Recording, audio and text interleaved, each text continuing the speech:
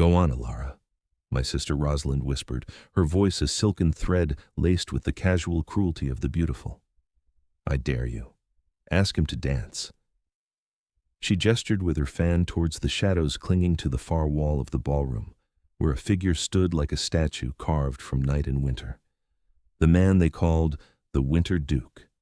Duke Alaric of the Blackwood, a man whose name was a hush on the lips of the boldest gossips, a man whose silence was said to be a sharper weapon than any sword. He had arrived an hour ago, and in that hour the temperature of the grand hall had dropped by 10 degrees.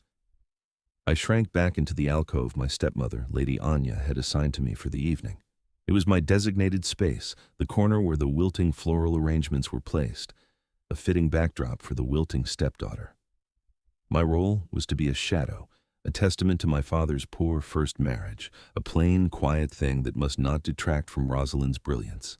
Rosalind, with her hair like spun gold and eyes the color of a summer sky, was the family's asset. I was its liability. My stepmother had made that clear this very evening, her voice a venomous whisper as she adjusted a diamond in Rosalind's hair. "You will remain by the ferns, Elara. You will not speak unless spoken to, and you will endeavor to look pleasant, though heaven knows it is an endeavor. Your sister is to secure a proposal from Viscount Sterling tonight, and your moping presence will not interfere."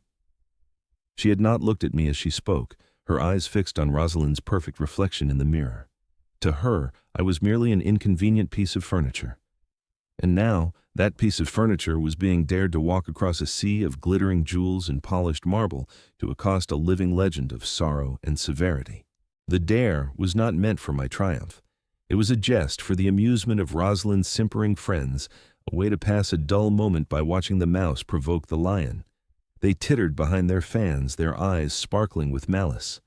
I felt the familiar chill of worthlessness seep into my bones. It was a cold I knew better than warmth, a constant companion in this house that had once been my mother's. Since her death and my father's swift remarriage, I had learned the art of becoming invisible. I read my books on architecture, I drew my blueprints of impossible, beautiful buildings, and I stayed out of Lady Anya's way. I had built a fortress of silence around myself, and it was, for the most part, a safe place to be. But they were asking me to tear it down, to walk into the heart of the battlefield with no armor. My father, Lord Valerius, stood across the room, smiling weakly as Lady Anya charmed a portly baron. He would not intervene. He never did. His love for a quiet life outweighed his love for the daughter of his first wife. His inaction was a blade that had carved my heart into a numb, scarred thing over the years. "Well?" Rosalind prompted, her perfect lips curved into a smile that did not reach her eyes. Something inside me, a tiny, forgotten ember of defiance, flickered. Perhaps it was the wine I had sipped out of sheer nerves, or perhaps it was the cumulative weight of 1,000 small cruelties. I was tired, so deeply, profoundly tired of being nothing. If I was to be humiliated, let it be a humiliation of my own choosing. Let it be grand and terrible. I straightened my spine, the cheap muslin of my gown rustling in protest.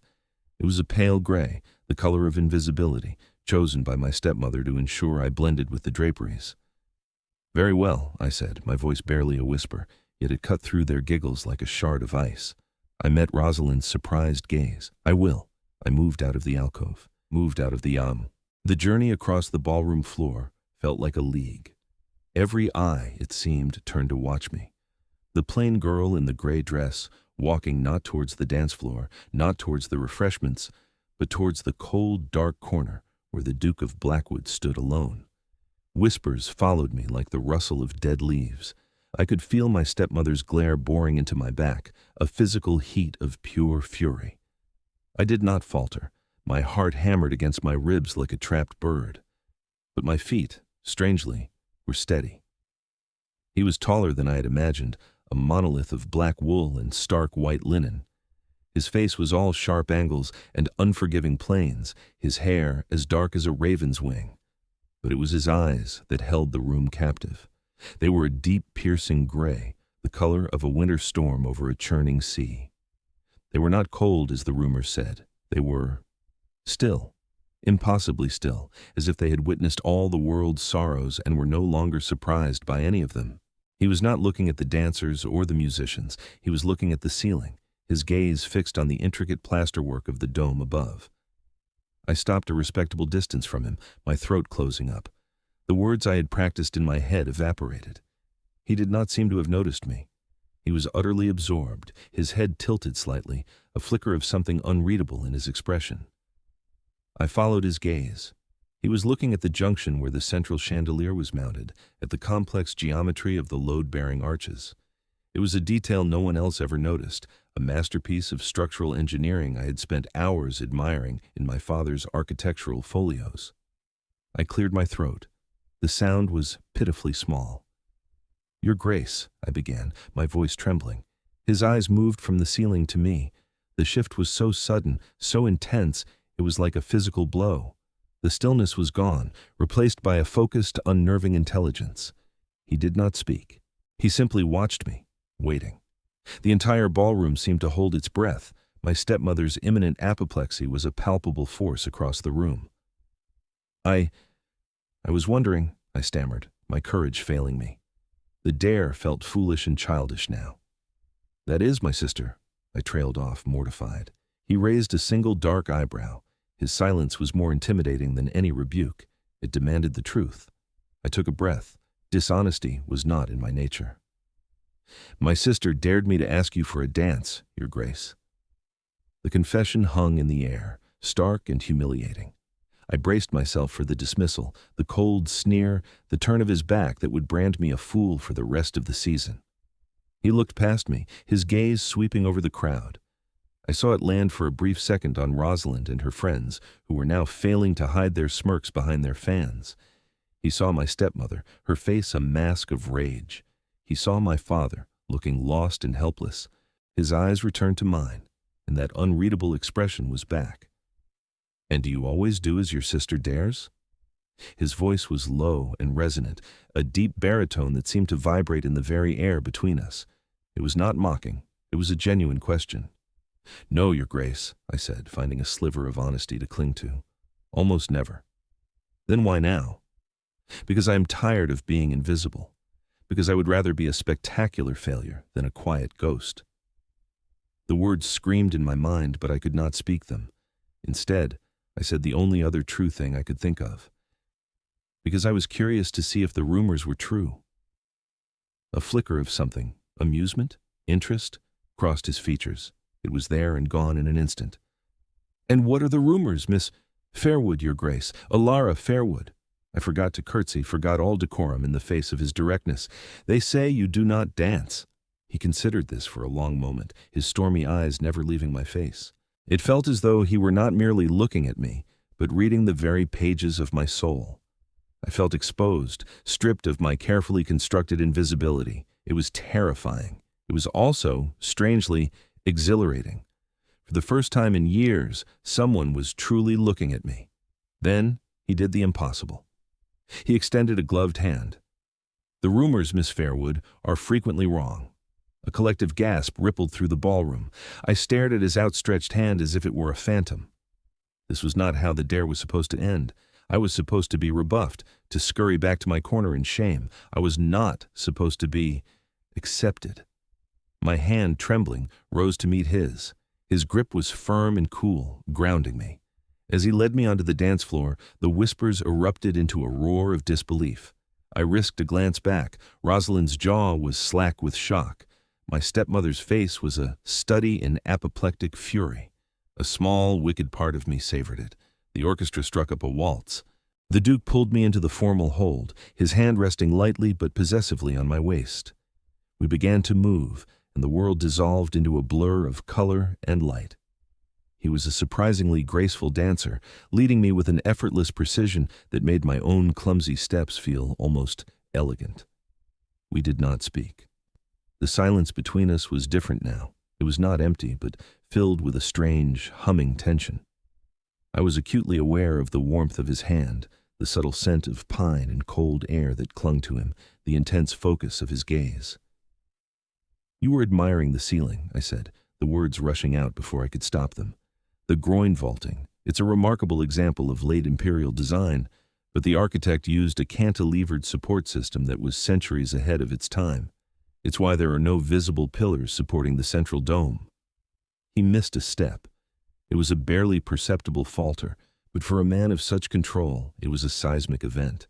His grip on my hand tightened for an instant. His eyes, when they met mine, were no longer just intelligent. They were sharp with shock and a dawning, fierce curiosity. "You know of architecture, Miss Fairwood?" he asked, his voice lower than before. "It is a private interest, Your Grace." "A surprising one." "I'm full of surprises," I replied, a boldness I did not know I possessed rising within me. We danced the rest of the waltz in that charged silence. When the music ended, he did not release me immediately. He held my gaze for a long, searching moment. The entire social world of the capital was watching us, their minds racing, their narratives shifting. The plain girl in the gray dress was no longer invisible. She had danced with the Winter Duke. He escorted me back not to my alcove of wilting ferns, but to a set of chairs near the grand terrace, a place of prominence. He bowed, a crisp, formal gesture. "Thank you for the dance, Miss Fairwood," he said, his voice carrying just enough for those nearby to hear, "and for the lesson in architecture." He turned and walked away, melting back into the shadows from whence he came, leaving me sitting alone in the center of a storm of speculation. I felt a dizzying mix of terror and triumph. I had walked into the lion's den, and instead of being devoured, I had been seen. For one brief, terrifying, wonderful dance, I had been truly, completely seen. And I knew, with a certainty that shook me to my core, that my life of quiet invisibility was over. The days that followed were a strange torment. My stepmother's rage was a cold, constant pressure in our house. She did not yell. That was not her way. Her cruelty was in the quiet, cutting remarks, the deliberate exclusion, the way she spoke of me to others as if I were a pitiable, deluded child who had embarrassed the family. "Poor Elara," she would sigh to her society friends over tea. "She has such an imagination." She took a bit of pity for a sign of interest. "The Duke is a recluse, you know. He was merely being polite to a wallflower." Rosalind was sullen and confused. Her suitor, the Viscount, had been so distracted by the gossip surrounding me that he had failed to propose. I had, in my one act of defiance, sabotaged the family's most important project. My father simply avoided me, his eyes filled with a weary disappointment that hurt more than any anger. I retreated back to my books, to the familiar comfort of floor plans and structural diagrams, trying to convince myself that the dance had been a dream, a fluke, a momentary madness, but it felt too real. The memory of the Duke's intense gray eyes, the feeling of his hand on my waist, the shock of his interest in my words. It was a vivid warmth in the cold prison of my life. I clung to it, a secret treasure. I expected nothing more to come of it. Dukes did not concern themselves with plain girls who knew about cantilevered supports. It was over. And then the card arrived. It was delivered by a footman in the severe black and silver livery of House Blackwood. The card itself was thick, creamy parchment bearing the Duke's crest. My name, Miss Elara Fairwood, was written on it in a strong, black, masculine script. It was an invitation to take tea in his personal library at Blackwood Manor. My stepmother nearly tore it from my hands. Her face when she read it went pale with a mixture of fury and disbelief. "This is impossible," she hissed, her fingers crinkling the expensive card. "He cannot be serious. It must be a mistake." "It has my name on it," I said, my voice quiet but firm. It is a prelude to a dismissal," she declared, her mind already spinning a new narrative. "He means to tell you personally to cease your attentions. You will go, and you will be gracious, and you will apologize for your forward behavior. You have made a spectacle of us all, Elara." I did not believe her. I did not know what to believe, but my heart, that foolish, hopeful organ, began to beat a little faster. I spent the next 2 days in a state of quiet terror. What should I wear? My wardrobe, curated by Lady Anya, was a collection of gray, beige, and brown, a study in self-effacement. What should I say? Should I mention the dance? Should I pretend it never happened? The fear of making a fool of myself was a physical ache. Hope is a terrifying thing when you have lived so long without it. It felt like a fragile seedling pushing its way through frozen ground. When the day came, I chose my best gray dress, the one from the ball, and pinned my hair up as neatly as I could. Lady Anya inspected me with a sneer. "Pathetic," she murmured, "like a sparrow trying to pass for a swan. Remember your place, Elara." Blackwood Manor was not a house, it was a fortress. It rose from the earth on a granite cliff overlooking the sea, a formidable structure of dark stone and sharp angles, more concerned with strength than with beauty. It was severe, imposing, and utterly magnificent. It was him, in architectural form. My heart pounded as the carriage rolled to a stop. I was led by a silent butler through cavernous halls to the library. And there, my breath caught in my throat. It was the most beautiful room I had ever seen. 2 stories high, walled with books from floor to ceiling, with a rolling ladder and a mezzanine level. Sunlight streamed through a massive arched window that looked out over the stormy sea. In the center of the room, by a small fire, sat Duke Alaric. He rose as I entered. He was dressed not in formal evening wear, but in simple dark trousers and a white shirt. The sleeves rolled to his forearms. He looked less like a duke and more like a scholar. "Miss Fairwood," he said, his voice that same low, calm rumble. "Thank you for coming." "Your Grace," I managed, dipping into a curtsy. He gestured to the chair opposite his. "Please." A tea service was already laid out on a low table between us. He poured the tea himself, his movements precise and economical. He did not seem like a man accustomed to being waited on. He seemed like a man who did things for himself. I sat, my hands clenched in my lap, my mind a blank slate of panic. Why was I here? My stepmother's words echoed in my head. He was here to dismiss me. He handed me a cup, his fingers brushing mine for a fleeting second. The contact sent a jolt through me. "I must confess," he began, settling back into his chair, "that I've been unable to stop thinking about your comment at the ball." This was not what I expected. My comment, Your Grace?" "About the cantilevered supports," he said, his gray eyes fixed on me. "I have attended dozens of events in that ballroom. I have stood in that very spot countless times, and not once has anyone ever mentioned its architectural significance. Not once has anyone even looked up." He paused, his gaze intense. "How did you know?" The question was so direct, so unexpected, that the truth simply fell out. My mother, she loved buildings. She taught me to see them not just as structures, but as stories. She left me her collection of architectural treatises, Palladio, Vitruvius, Wren. I have studied them since I was a girl. It is my only real accomplishment. I felt a blush creep up my neck, ashamed of my strange, unladylike passion. He did not smile, but the severity in his face lessened, replaced by that same fierce, focused interest from the ballroom. "It is not a trivial accomplishment, Miss Fairwood." He leaned forward slightly. "Tell me, have you read Hawthorne's treatise on neoclassical counterweighting?" And just like that, the fear receded, replaced by a tentative excitement. "The one where he argues that the Grecian ideals of aesthetic harmony are mathematically incompatible with modern building materials?" I asked, my voice gaining strength. "The very one," he confirmed. "I've always found his conclusions to be flawed." "Flawed?" I exclaimed, forgetting my nervousness entirely. "But his reasoning is impeccable. His analysis of stress dynamics in unsupported marble spans is revolutionary." For the next hour, we did not speak of the ball, or my family, or society.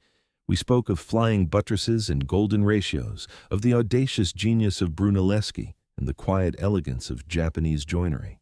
It was the most exhilarating conversation of my life. He did not speak down to me. He listened, he challenged, he debated. He treated me as an intellectual equal. He saw the part of me that I had kept hidden from the world, the part I treasured most, and he did not find it strange or unseemly. He found it interesting. As I spoke, I watched him. I saw the way his eyes lit up when he described a building he admired, the way a muscle in his jaw would tighten when he was considering a complex point. The rumors painted him as a cold, unfeeling man, but the man before me was filled with a quiet, burning passion. Eventually, a clock chimed somewhere in the house, breaking the spell. I realized with a jolt how long I'd been there. I stood up, flustered. "Your Grace, I have taken up far too much of your time. I must apologize." "Do not apologize," he said, rising as well. He walked with me to the door of the library. "Miss Fairwood," he began, his voice suddenly hesitant, "this library contains one of the most extensive architectural collections in the country. It was my brother's."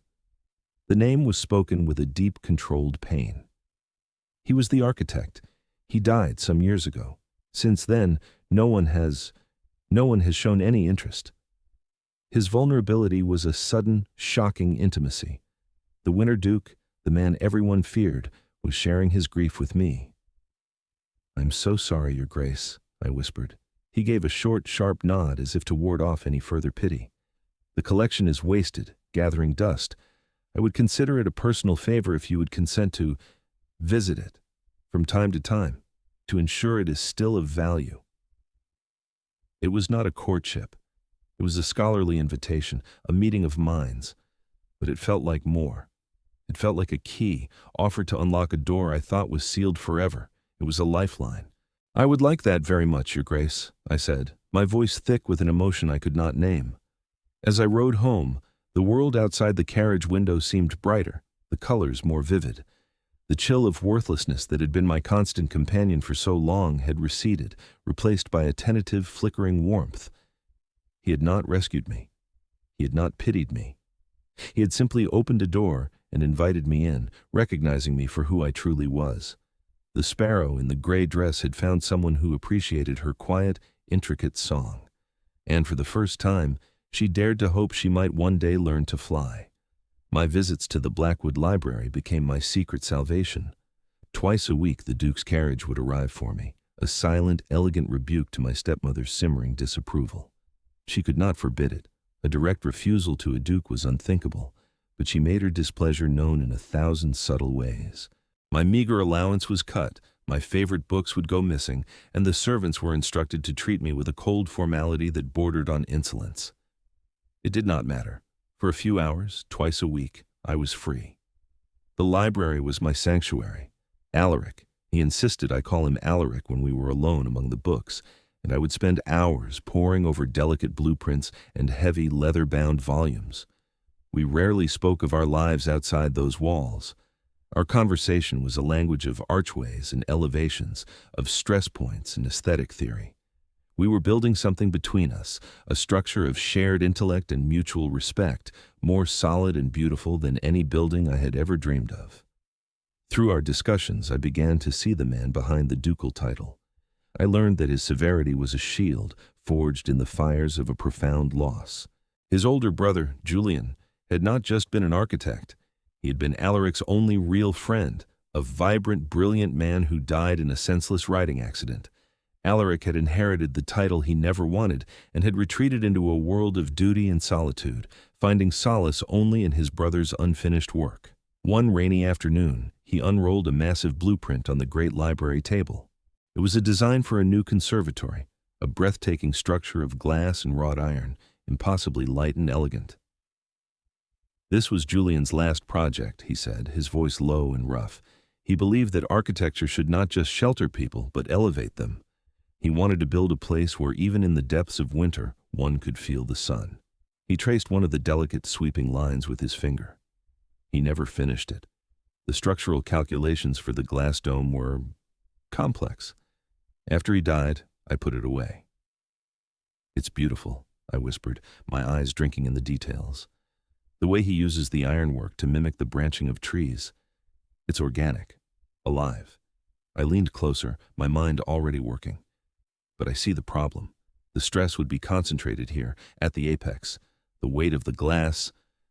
I trailed off, lost in the technical challenge. "Precisely," he said, watching me. "Every engineer I hired said it was impossible, too ambitious, too fragile." We worked on the problem together, our heads bent close over the plans. Our shared passion created an intimacy that transcended the formal rules of society. I forgot he was a duke. He forgot I was a supposedly plain and insignificant girl. We were just two minds, intertwined in a common purpose. At one point, I reached for a pencil to make a notation, and my hand brushed against his. The touch was electric. A simple, accidental contact that sent a shockwave through my entire being. I pulled my hand back as if burned. He did not move, but I saw the muscles in his jaw tighten. The air between us, usually filled with the comfortable hum of intellectual debate, was suddenly thick with a different kind of tension. It was the moment the earth shifted beneath my feet, when I realized the foundation we had been building was not just one of respect, but of something deeper, more fragile, and infinitely more terrifying. He looked at me, and his stormy gray eyes were no longer the eyes of a scholar, but of a man. A man who was seeing me, Elara Fairwood, in a way that made me feel more exposed than I had ever been in my life. A faint, almost imperceptible smile touched his lips, transforming his severe face into something devastatingly handsome. It vanished as quickly as it appeared, but it left me breathless. The change was undeniable after that. Our conversations were still about architecture, but now there were undercurrents, unspoken words that hung in the air between us. His gaze would linger a moment too long. He would find reasons to stand closer to me, our arms brushing as we examined a folio. He sent small gifts, a rare first edition of a book I had mentioned, a set of finely crafted drafting tools, a single perfect white rose left on the library table for me to find. Each gift was a quiet message, a testament to the fact that he listened, that he remembered, that he saw me. And as I began to feel seen by him, I began to see myself differently. I started to speak with more confidence, to hold my head a little higher. The gray dress no longer felt like the color of invisibility, but the quiet, dignified color of stone, something strong and enduring. The hope that had been a terrifying, fragile seedling was now a small, sturdy sapling, its roots taking hold in the solid ground of his regard. Of course, my stepmother saw the change, and she did not like it. Her plans for Rosalind were faltering. My unexpected connection to the most powerful man in the kingdom was an intolerable disruption. She saw the growing confidence in my eyes and recognized it for what it was, a threat to her absolute control. She could no longer dismiss the Duke's interest as a whim. It was becoming something serious, something that could elevate me far beyond her reach. And Lady Anya could not tolerate that. Her attacks became more direct.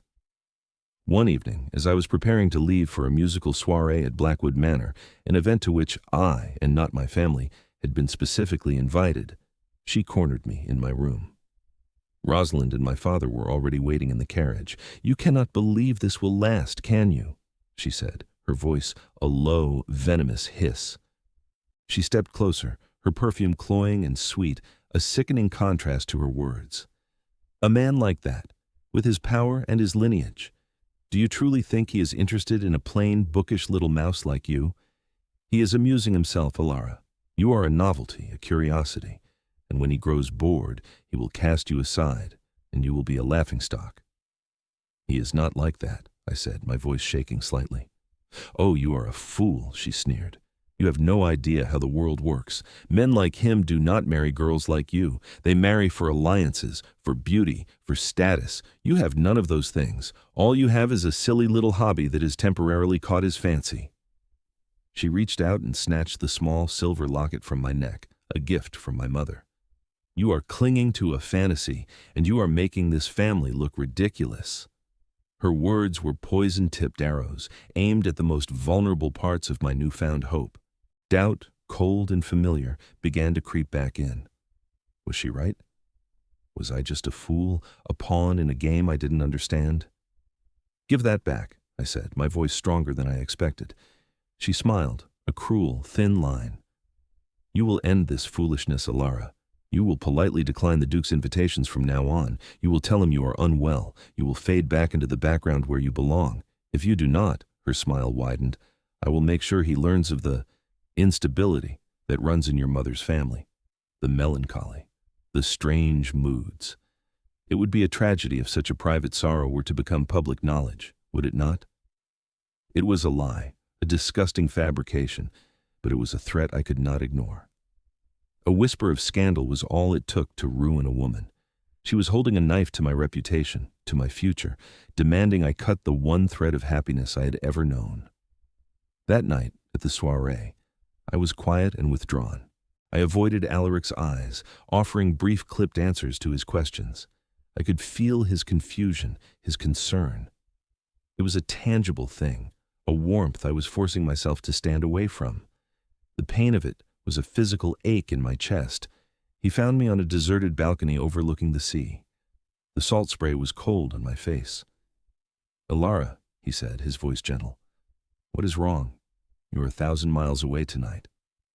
I could not look at him. "I'm just tired, Your Grace." "It is Alaric," he corrected softly, "and I do not believe you."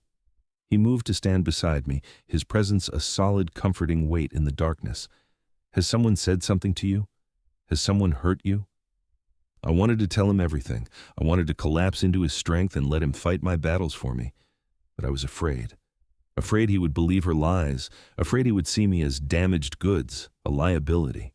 So I shook my head, wrapping my arms around myself. "It is nothing. You're kind to be concerned.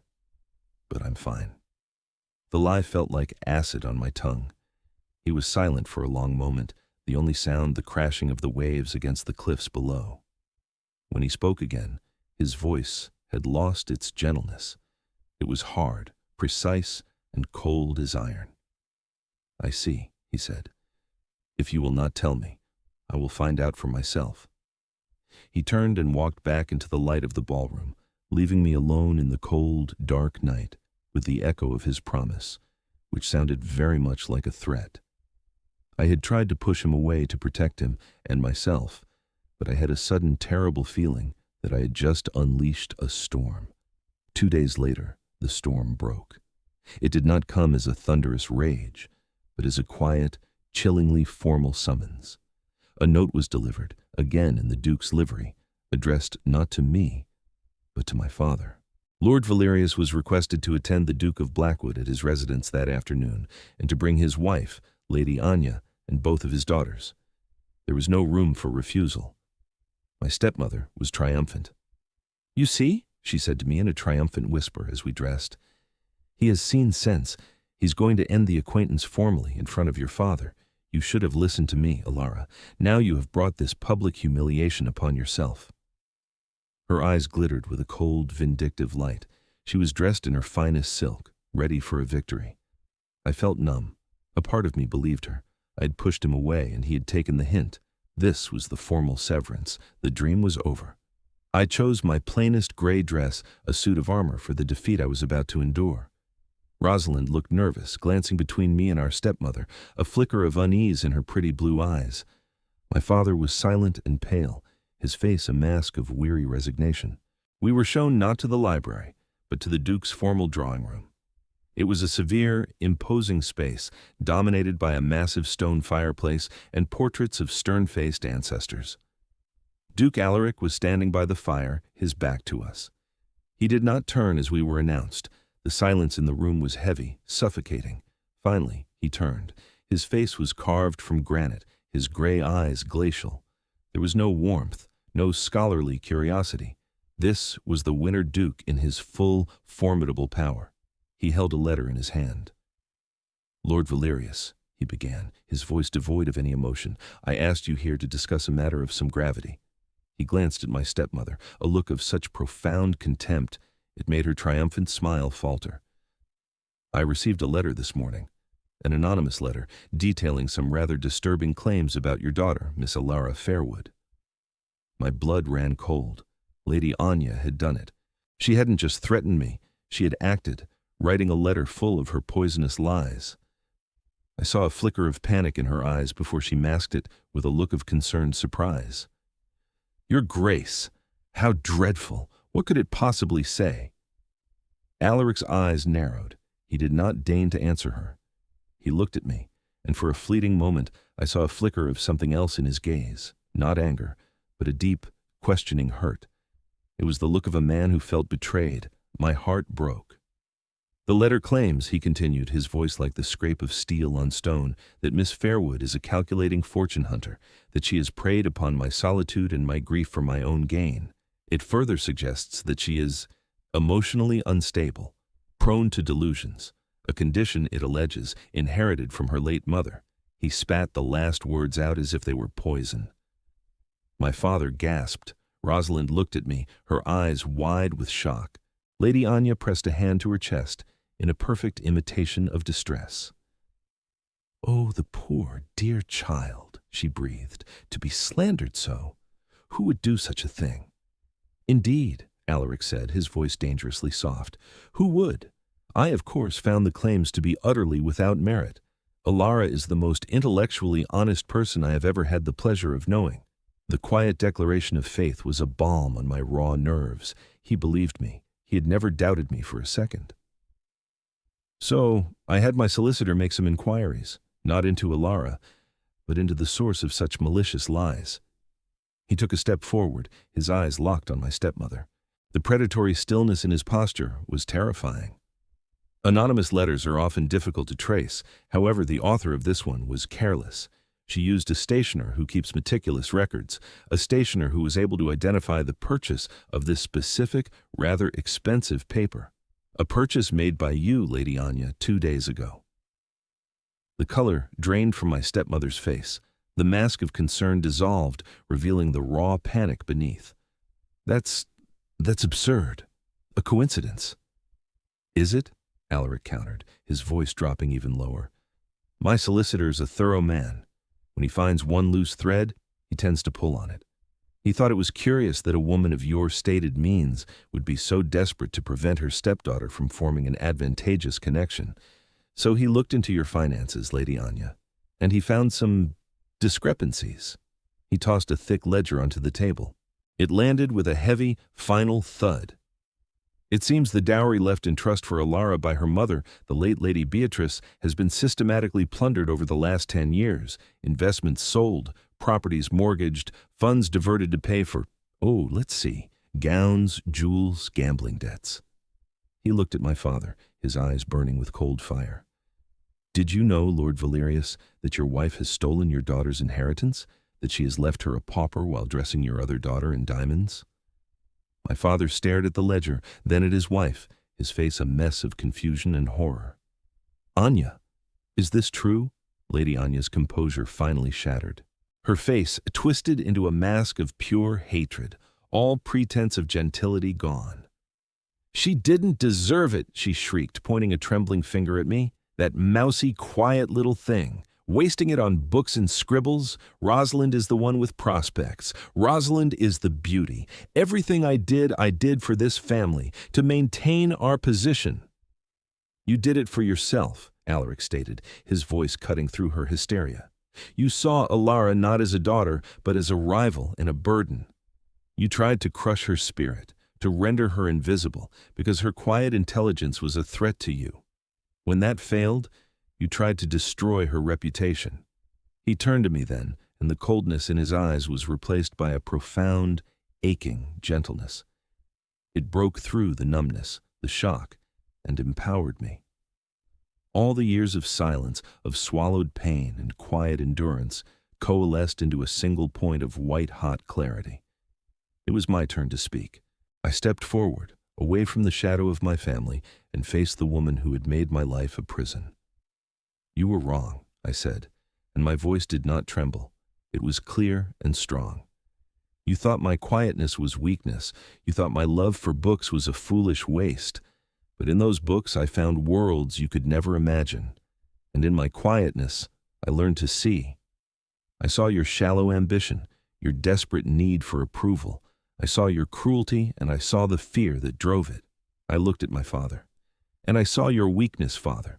You let this happen. You chose peace over your own child. I forgive you, but I will never forget." Then my eyes went back to Anya.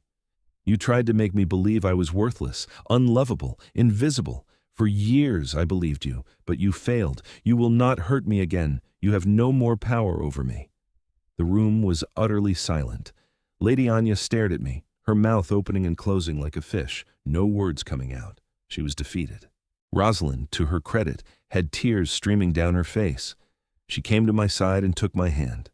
"Elara, I'm so sorry," she whispered. "I never knew." My father finally looked up from the ledger. the weight of his failure crushing him. "Elara," he choked out, "my child, forgive me." Alaric stepped forward, placing himself between me and them, a silent protector. "Lord Valerius," he said, his voice calm but absolute, "you will see that every last coin is repaid to Elara's trust. You will remove this woman from your house. If you fail to do either, I will see you both ruined and in court before the month is out. Now, leave my house." My father, looking 20 years older, nodded numbly.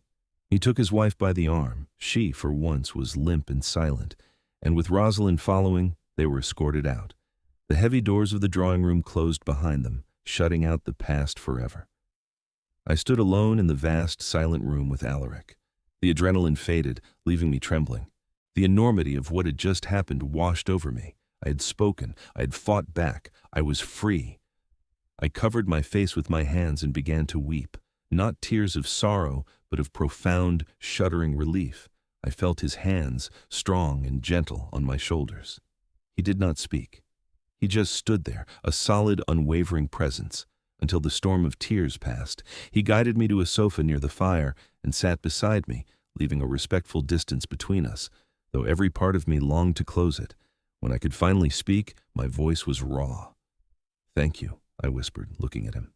His face was etched with concern. "You did not have to do any of that."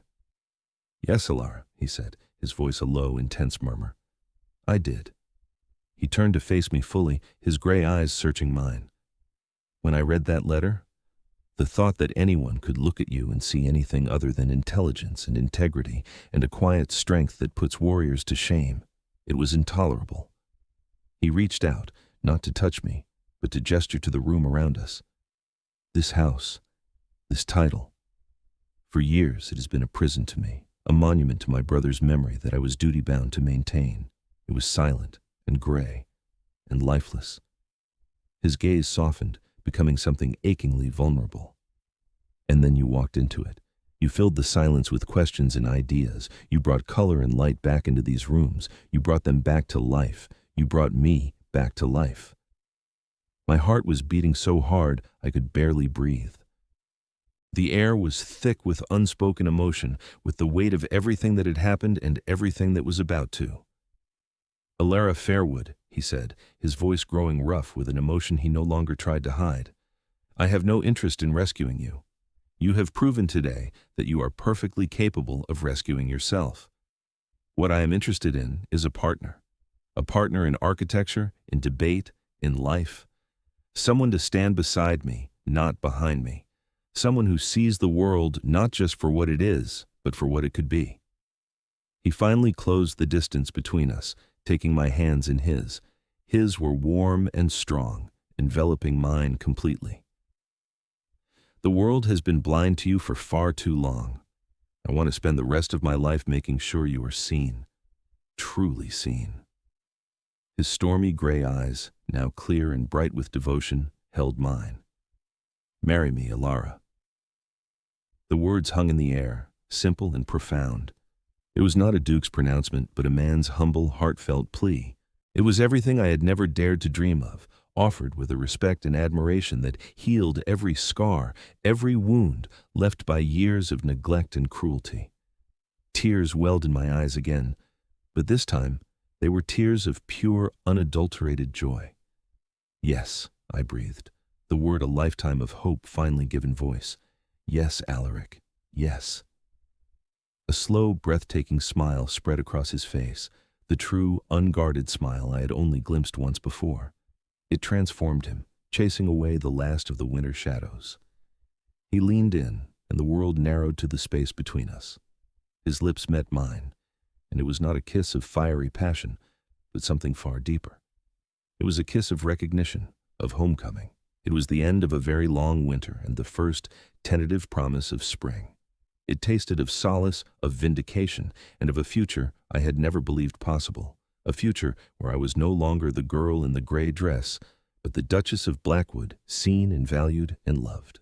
1 year later, I stood on the windswept ridge overlooking the sea, the same ridge where Blackwood Manor stood like a steadfast guardian.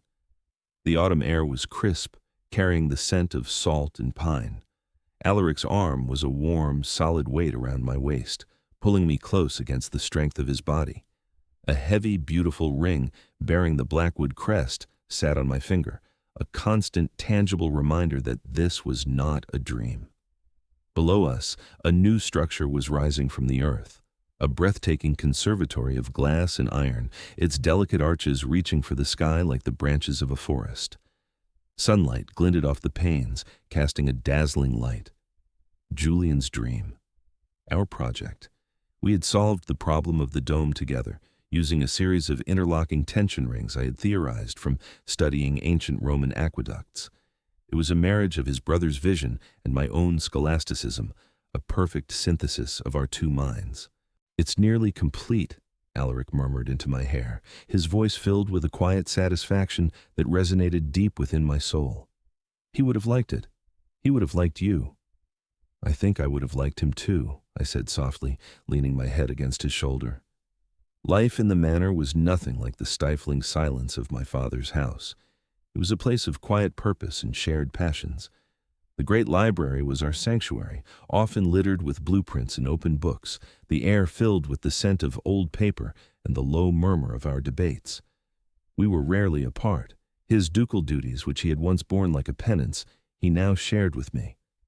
I found I had a keen eye for estate management and a mind for logistics that surprised everyone, most of all myself.